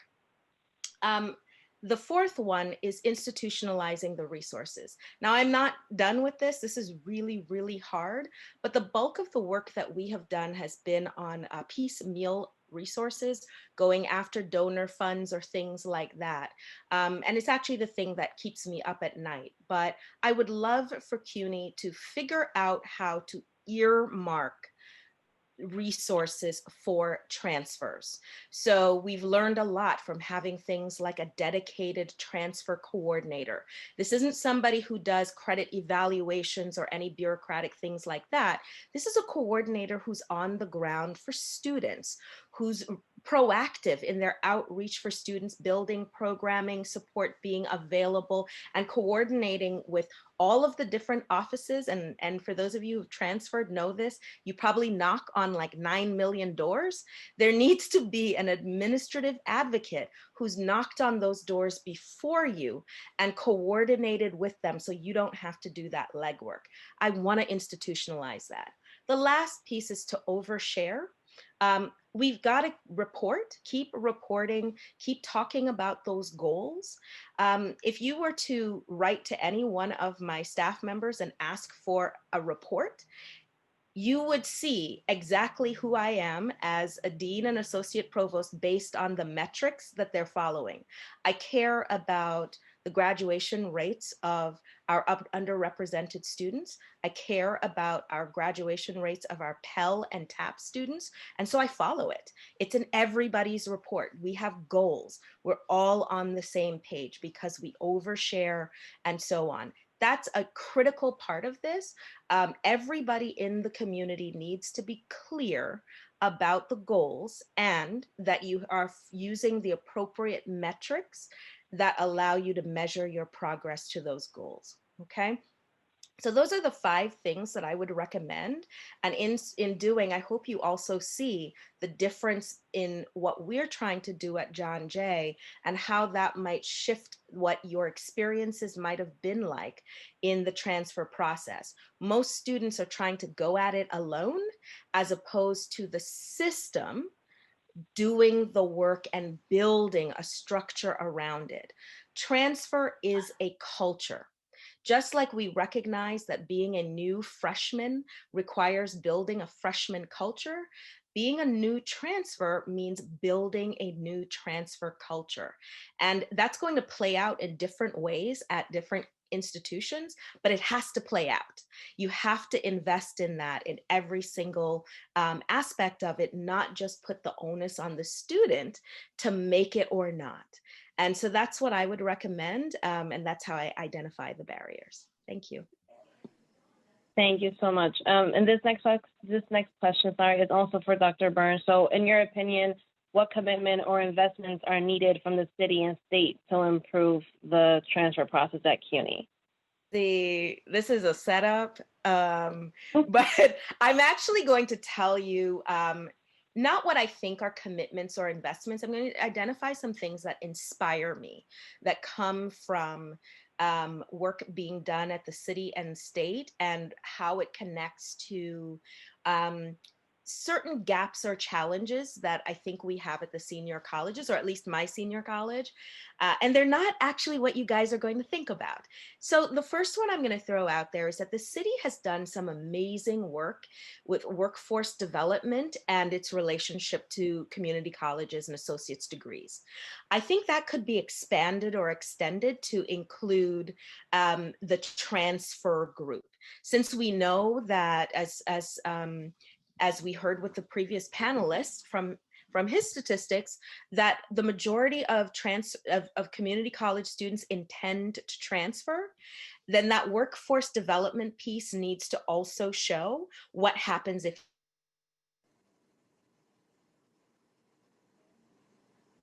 as though a student who is applied to the CUNY Justice Academy, if they start at LaGuardia Community College, they are a John Jay student as well. So it's one admission process. And so workforce development needs to or the concept needs to think about students that are moving on to bachelor's degrees and what they would gain. So I think that's an important investment or commitment that is beyond saying, we need X resources. Of course I need resources, but understanding how degrees connect with greater taxpayers is helpful in this discussion.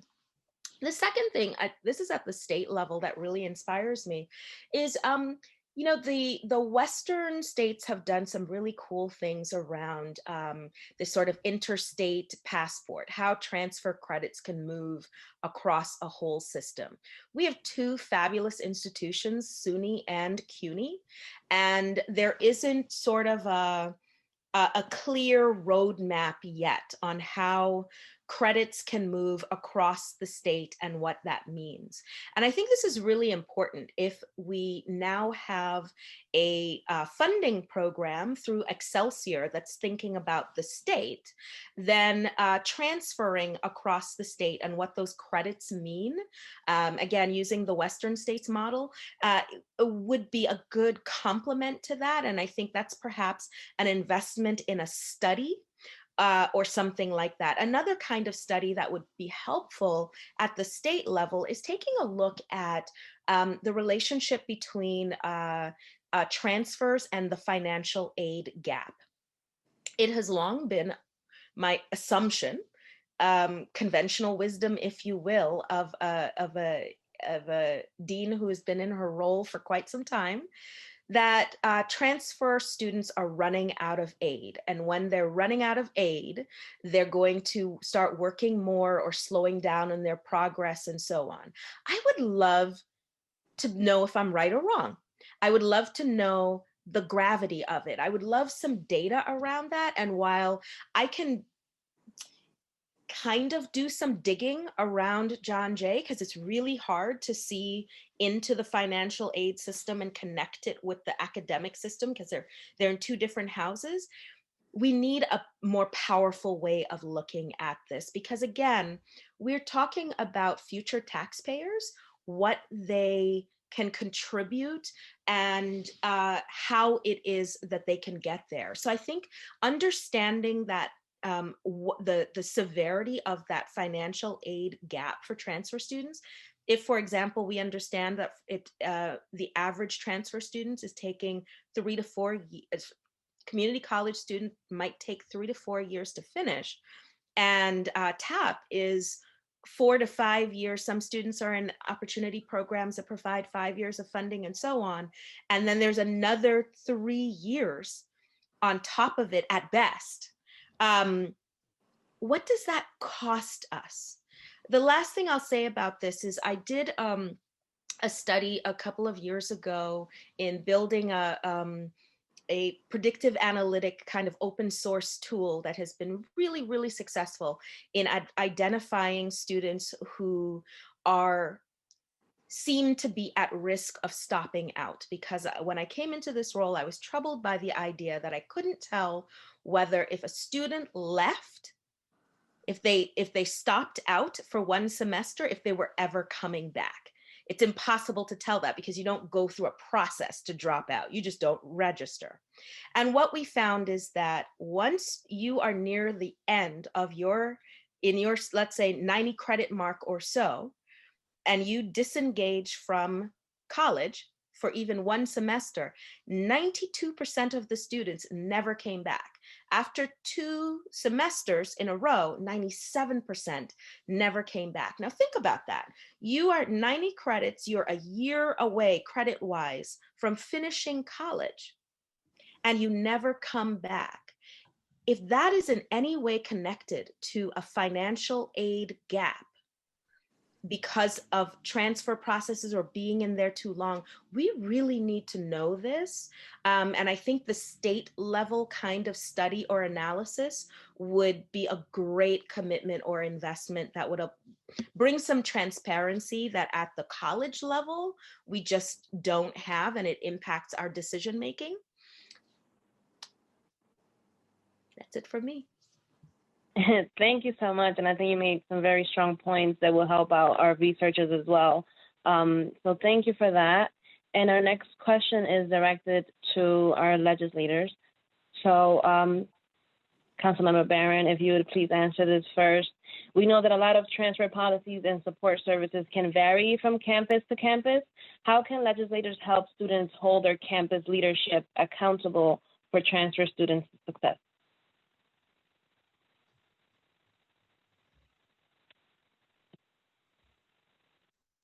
Had to find the unmute button. Thank you so much. I think that's an important question. And a part of this relates particularly in CUNY to this responsibility that the city has, which basically relates to the community colleges, not so much to the senior colleges, which are within the state purview for the funding. But I think that we can, as we look at getting students engaged, have students put that pressure on their administrations through the Board of Trustees. It's the Board of Trustees that has their monthly meetings, they have an agenda. And when organizations such as CUNY Rising, Young Invincibles, and the USS, who do, the USS does have a seat on the Board of Trustees, when they mobilize and make those issues ones that will become policy, and that the Board of Trustees will tell college presidents, okay, you have some autonomy, but these are some of the policies that we want to see implemented, and we want to be able to, for you to document that you are in fact doing that. So we've heard from John Jay, and we've heard students earlier, I think the first panel, there were in fact students from John Jay who highly commended John Jay for the assistance that they gave to the students there at the school, they gave you big ups, they gave you big ups. So if we can get those kinds of policies to be shared amongst the other college presidents through the Board of Trustees making it policy, or through the chancellor making it a directive that he has issued, that might be one way that we can see that the services are equitable throughout each of the college campuses. And again, it's got to percolate from the students. And I know students are busy with various kinds of responsibilities, but it can be something in the form of a campaign via social media to push the issue. I'm always concerned that there are few students who come to give their testimony or to share what has been their experience when we have hearings. Tomorrow, not tomorrow, Friday, we're having a hearing on another topic, not transfer students necessarily, but on the nursing program. And I would love to have testimonials from students. What has been your experience? What obstacles have you encountered on your path to becoming a nurse? So the schedules for the hearings are public information. They're all virtual now, so that perhaps would enhance your ability to participate in these hearings. But we need to hear directly from students, and we need to make sure that that voice, that organized voice, that presence, not so much now in the streets, but that presence on social media is expanded. It's mobilized. Someone talked about the need for Metro cards. Let me remind you that the high school students in New York City mobilized when the New York State legislature said that they would not get Metro cards. They mobilized, they met, they had demonstrations, they were in the street, and the state legislator was called back to Albany and told, fix this problem, fix this now. And that was how the students were able to maintain their Metro cards. They put pressure on the policymakers, pressure for the policymakers to then tell the governor, listen, we've got to make sure that this gets done. So it's a fact of mobilizing, bringing pressure, keeping that constant pressure on, and having your voices heard to make sure that these kinds of policies, in fact, get implemented. Thank you so much for your suggestions, and also for offering us a seat at the table so that we can voice our needs and opinions. And if Senator Jackson or Assemblymember Epstein want to weigh in as well. But just quickly, I agree with Inez. If in fact, CUNY has to have a system-wide policy, and then it will be up to the president to make sure that the policy is consistent with the overall policy of CUNY, and the staff Congress, the student government needs to make sure that if I'm at John Jay, my assignment may be make sure that we go to Baruch College and make sure it's the same as ours. It has to be system-wide so that then people don't have to say that, well, mine is different from theirs. Why is this? It needs to be systemic. And you have who is it? The Chancellor of CUNY is a former president of Queens College and Hostos Community College. So he knows, but it's up to the board of trustees and the advocates to make sure that it's a system-wide process. That's what has to happen. Thank you very much. The only thing I would add, if I could, just to what Councilmember Barron and Senator Jackson said, was that I think in the Assembly, at least 63 members of the Assembly out of 107 Democrats are from New York City. That's a lot of pressure that CUNY can put on the Assembly majority to stand for what we believe in. And what we've seen is CUNY students coming, as well as SUNY students coming to Albany and saying, let's do the right thing. We need to feel that pressure because there's so many competing interests. Transfer students, CUNY students need to say, this is a priority for us, because everyone's saying that other things are priorities. And so if we don't have those voices, it's impossible for Senator Jackson and I to keep pushing. Like, I'm a CUNY alum. I have a bill that requires free college tuition for CUNY because I believe it should be free. Like when my father went to Brooklyn College, it was free. We need to go back to those days, but until we create so much energy in saying we need revenue for CUNY, we're never going to get there, because there are going to be other people who are going to have louder voices or are going to have lobbyists who are pushing other agendas. And to add on, I've counted in our Democratic caucus of the Senate last year, there are 25, now there's probably 26, if you include, what's his name, Andrew Lanza from Staten Island, because that's New York City also.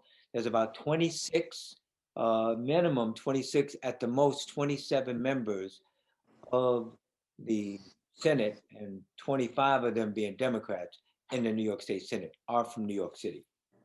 To add on to what Harvey said, and that's where you could have that pressure on CUNY to do it. And I think maybe what we should do, Harvey, is, and Inez, it's somebody we need, if there's not a consistent CUNY-wide one, then we need to write a letter and/or take some action to make sure that happens. So I don't know if there is a CUNY-wide system of transferability, but I mean, I hope the advocates and people involved in that process will let us know. And if it's not, then we need to write a letter and all of us need to sign it and ask and go to the board of trustees and say, it's needed now more than ever. Thank you so much for your support. And that is, in fact, what we are working on now, to make the transfer as seamless as possible. So we do appreciate your suggestions. We also have another question for Dean Byrne, and that is, what is your advice for students that are about to transfer? What should they be doing to make sure they are on track to getting all of their credits accepted and on the path to graduation? You kind of touched upon this a little before. Yeah, well, obviously they're transferring to John Jay and will have a wonderful time in that seamless transfer process. But if not, I won't fault you guys for one of the other wonderful CUNY institutions. The first thing that I would say is to start early. What I tend to see in the transfer process is that we get a wave of students that start indicating their intention to come later on in the summer. And I'm going to start at this one because registration for the fall typically starts around March or April. And new students start to register somewhere around May, maybe or at latest June. If you wait to initiate the process later in the summer, you kind of get everything that's left over. And you wouldn't really do that if you were coming out of high school. In the high school application process, students start in their junior year of high school, spend a whole year thinking about it, and the application process starts in the fall of the year before. And so something happens, I don't know, in the advisement structure or just when you're thinking about credits or it's happening too late, start earlier is number one, because if the school that's not John Jay has not worked out some of these processes and you have to knock on those doors, you don't want to take the energy of feeling like you're running out of time into what is supposed to be an amazing experience of moving on to a baccalaureate degree.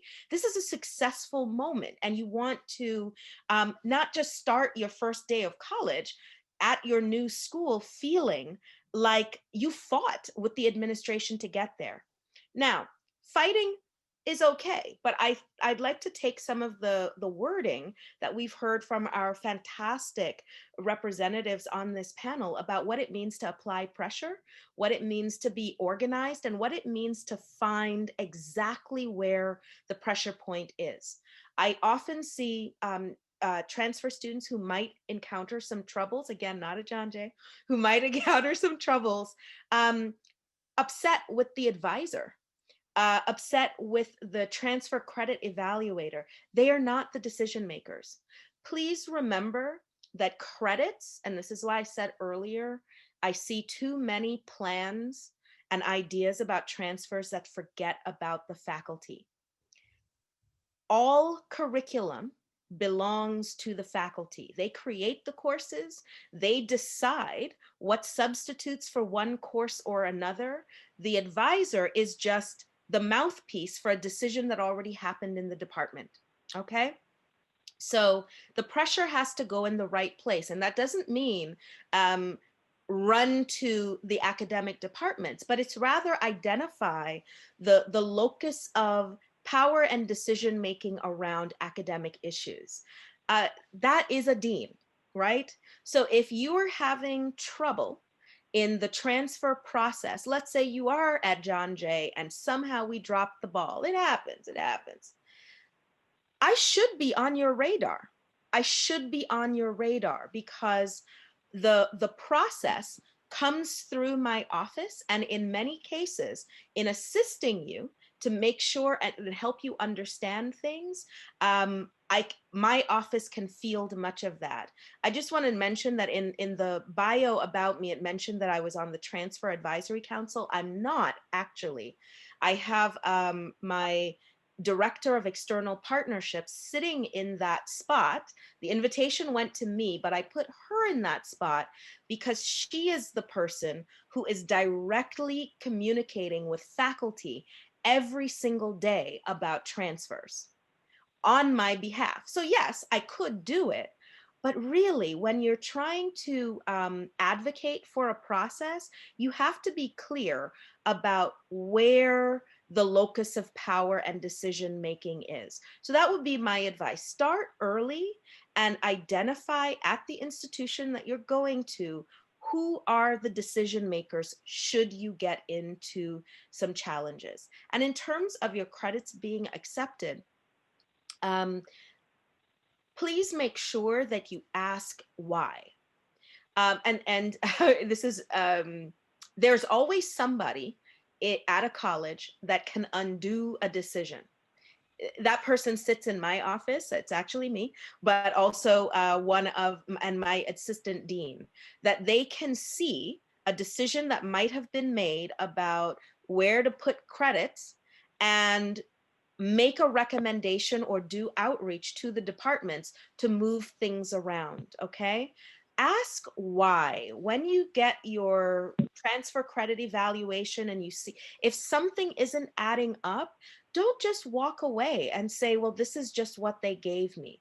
What you're learning from this conversation, from everyone who's speaking today, yesterday, and so it's not over.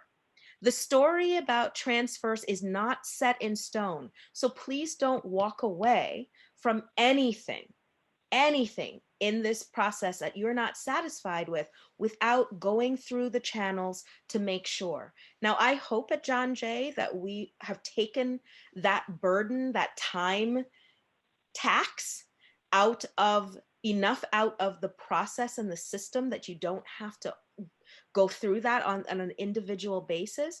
But should it happen, You got to find the right people to talk to. It is not the advisor isn't the decision maker. Find those decision makers. Our job is to support you. And if, and I'm sorry to say this, if at an institution you go to, you encounter too many people that are not speaking to you about how they can help you get closer to graduation, I would reconsider my investment in that institution. Remember, that institution is your legacy. They will be on your credentials for the rest of your life. So they have to be willing to partner with you in your success when you're on top and when you encounter some challenges. Thank you. Thank you so much. And that is exactly the reason why we chose you to have you tonight as one of our panelists, because of the exceptional work that you're doing at John Jay. And thank you again to our esteemed panel. We really appreciate your insight into this important topic that impacts so many students. And we hope that we can continue to partner with you on this issue in the future. We have the Twitter storm coming up, so I am going to pass it over to Aileen now. Thank you again. Thank you so much, Diana. Hello, everyone, again. Thank you so much for sticking around with us. My name is Eileen, and I'm so excited to tell you about our call to action. So in order to bring awareness to our hashtag Seamless CUNY campaign, the transfer cohort created a hashtag Seamless CUNY toolkit. Please feel free to scan the QR code that's currently on the slides in order to access our toolkit, and we'll also send the link to it in our chat. The toolkit and all infographics are also available in both English and Spanish, and I will be going through each of our calls to action, so please feel free to follow along with me. So our toolkit consists of 3 easy steps to make some action in advertising for a smoother CUNY transfer process. Action number 1 is a call for CUNY transfer students to submit their transfer experience via our storytelling tool. We encourage CUNY's transfer students to share their experience with YI, so we as advocates can later take these testimonies and then share them with NYC leaders to urge them to make the CUNY transfer process seamless. What you are currently viewing on our screen are actual excerpts from a few of the submissions that we have received already from our storytelling tool. And we have selected 4 to share with you all today. As you all can see, the first quote reads, "I felt isolated from the rest of my peers since everyone had already seemed to have their own friend groups. Another struggle I was faced with was falling behind on credits, and some of my credits weren't able to fully transfer over." Another student said, "The process of obtaining my associate degree went a lot smoother than when I was in the pursuit of acquiring my bachelor's. When asking for aid, you are made to feel like you are a cheater or stealing in some type of way." If we can move on to the next slide. Another student had shared, "When I had transferred over to my 4-year CUNY, I realized I will be starting everything from scratch. I was waiting to register for classes and emailing both advisement and the dean of students. And when I was finally able to register, it was July and classes start in August. So I didn't have many options for classes to pick from to choose the ones that were left on CUNY first." And then finally, this last student shared, "One of the challenges I faced in the transfer process was the lack of information. The hardest part was to choose a college that was best for my major and the cost of the college." So as you all can see, this is only a scratch on the surface of the hardships that transfer students have faced and are still facing. And the voice of students is extremely important and powerful in pinpointing what areas need help. Again, if you are a student who transferred into or within CUNY or know anyone who has, please encourage them to submit their story, and we can provide a link to our storytelling link in the chat. So moving on to question number 2, which is a call for everyone to participate in our Twitter storm. For those of you who don't know what a Twitter storm is, it is a specific date and time that everyone sends out a tweet in order to help spread awareness on an issue and hopefully get the hashtag trending. We'll actually be participating in our Twitter storm shortly. And finally, action number 3, which is the final action, is an invitation for everyone to attend our State of Young New York Summit, which all of you are currently doing. And we thank you so much for being here with us. Although today was focused on transfer students, we still encourage everyone to tune in tomorrow, December 10th, for our final day of the summit to hear more from our peers in their work this semester on mental health. We will drop the registration link in the chat once again, and if you registered once already, then you are registered for all 3 days and there's no need to worry. However, feel free to share with students, faculty, admin, neighbors, everyone. The more the merrier. So again, we encourage you all to share the toolkit with everyone you know. It's not too late to get involved, and we look forward to receiving everyone's submissions and seeing your tweets. And speaking of tweets, finally, the moment we've all been waiting for, we have reached the Twitter storm portion of today's agenda. We'd like to take a moment for everyone to pull out their phones, computers, and log into Twitter and send a tweet out in support of hashtag Seamless CUNY. We encourage everyone to tag CUNY administration and or your elected officials in order to hold them accountable. We can also drop a few links in the chat for tweets that have been pre-written for you. These links are also available via our toolkit if you're looking at that. Feel free to write your own tweets if you don't want to use ours, or if you'd like to tag other folks that you feel should be aware, feel free. We will give it a few moments, and if you are done, just let me know in the chat and maybe we can shout you out. So we're just gonna give that a few seconds. Thank you, Melanie. Thank you, Ariana. Oh my God, this is amazing. So if you send a tweet out, you can just let us know in the chat that you're done. If it was easy, let us know. If it was difficult, also let us know. We appreciate the feedback. Yeah, thank you so much. So thank you again for everyone participating in our Twitter storm right now and who will in a few moments. But in the meantime, I'll pass it on to my teammate, Diana, who will wrap us up for the night.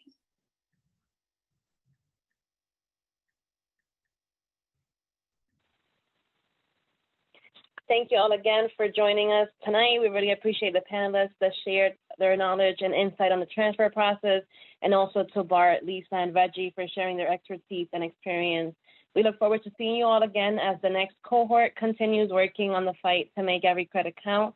And also special thanks to Dr. Dara Byrne, Assemblymember Harvey Epstein, Councilmember Ines Barron, and Senator Robert Jackson for taking the time to stop by and listen. We've heard a lot tonight on the issues that CUNY students face as they attempt to complete their degrees, and we would appreciate it if you can all join our movement. And of course, you can do that by following us on social media. We'll be dropping all of our handles in the chat as we wrap up. Thank you again. Have a great night. Be safe.